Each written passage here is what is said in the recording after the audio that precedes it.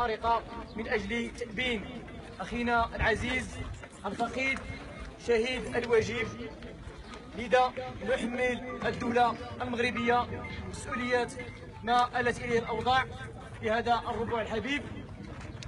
فالأفارقة المتواجدين على الأراضي المغربية فهم مرخص لهم، وبالتالي تتحمل الدولة المغربية مسؤولياتها في تسويات الأوضاع لهؤلاء وتوفير السكن وتوفير التغذية والتسويات الوضعية، وإما الترحيل عن هذا الربوع.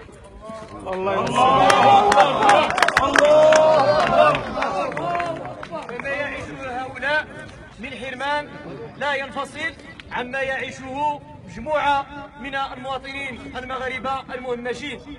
فهؤلاء هم ضحية ديال الإمبريالية الصهيونية التي زرعت الحروب والفتن في أوطانهم الأصلية من أجل استغلال ثروتهم كما تستغل ثروتنا نحن أيضا.